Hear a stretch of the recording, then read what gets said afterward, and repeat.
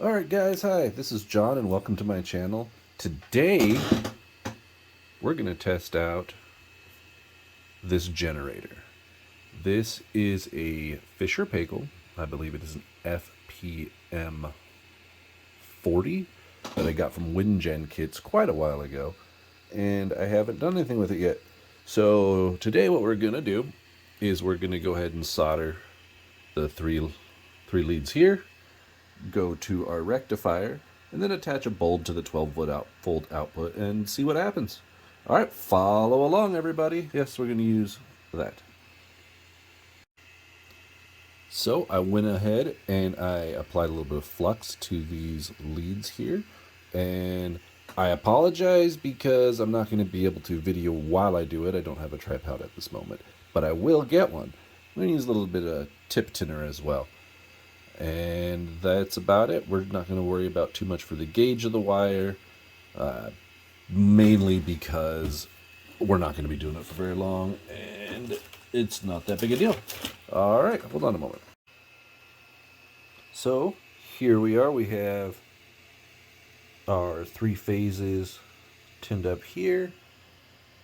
We have the DC output of the rectifier and the 3-phase input of the rectifier all tinned up. I'm just going to go and get us some wire, and we'll get this all wired up. Everybody, thanks for tagging along. And don't mind my solder skills too much. I'm not a pro, that's for sure. Hi, here's my lovely face. All right, so some of you might be wondering, what is he going to do with that? Well, I originally bought it for wind turbine, but then I realized we don't get very much wind here. Average is like 5 miles an hour. Not worth doing. So instead, I'm going to repurpose it for micro hydro. I have 2 creeks right here, and we're going to risk life and limb and go check it out. And we're going to go there. So somewhere up yonder is where I'm going to put the intake. Then we got about an 80-foot drop to where, down there, I'm going to put the turbine itself. And from there, I did a quick flow test on this, and I got about 51 gallons a minute a few days ago. We had a lot of snow melt then, so I'll probably have to do it again to see what we have now. This creek runs most of the year, starts to dry out somewhere in the middle of the summer, but I have another one over there. Somewhere over there, so I might do 2.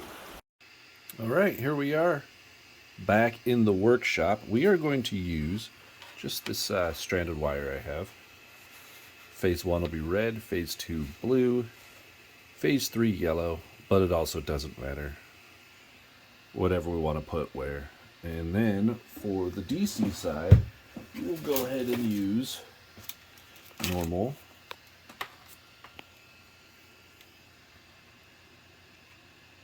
black and red wires. So I'm going to tin these all up and get them connected, and then we can do our test. All right, here we go. So we're going to test the DC output. This is rated at 0.608 volts every 100 RPMs. Or I'm sorry, every 1 RPM. And I am just turning this thing by hand. And look at that. Oop, slipping off here.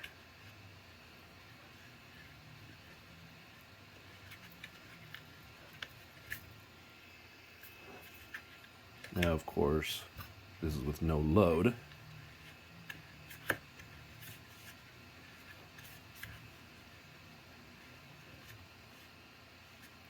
All right, and so what we're going to do eventually is use this Pelton wheel. This is an 8-inch Pelton wheel. It will be mounted in some fashion. Maybe it'll be mounted to there. My other thought was maybe I'll mount it to its own shaft and use a chain to connect the two. Maybe keep this up out of the water in its own little box so it doesn't get too much weather. It's made for wind applications, so I believe it has been taken care of in that fashion, so it's been weatherproofed to an extent. Let's Let's take that bad boy off. This does put out 3 volts AC, or 3-phase AC. And there's our leads going to our rectifier. And my leads fell off of the multimeter. But that's just a quick little video, maybe a quick little test. I'll have to find some lights to power, so let me see if I can do that, and I'll be back. So I was unable to find a light we can power, but we can try and power this 24-volt blower fan for a 3D printer. Do you think it's going to work? I don't know. I don't know if I'm going to be able to film this. I got to hold it too.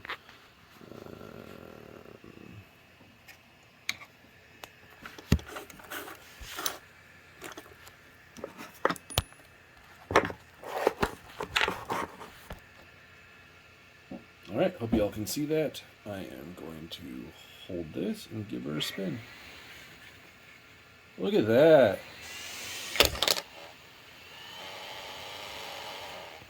Look at that. We can power this fan. It actually takes more to turn it. But that Pelton Wheel and the right nozzles.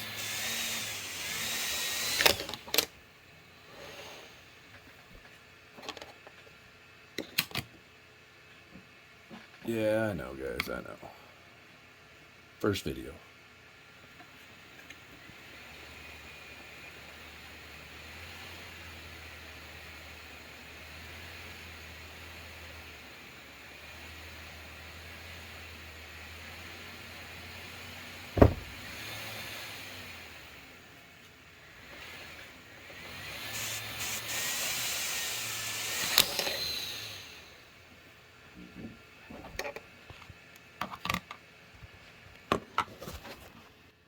Alright guys, thanks for following along.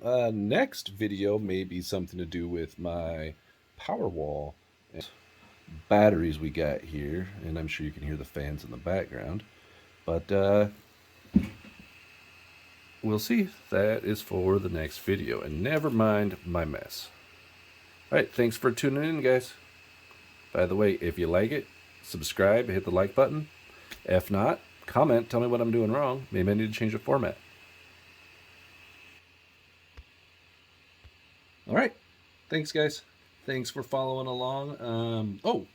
Next I'm going to do an unboxing on some K2 3800 milliamp hour 26650 lithium iron phosphate cells that I have received from Battery Hookup. We'll unbox it, we'll take a look at them. I don't have anything to do with them yet, still waiting on some parts, but we'll get to it. Alright, thanks guys.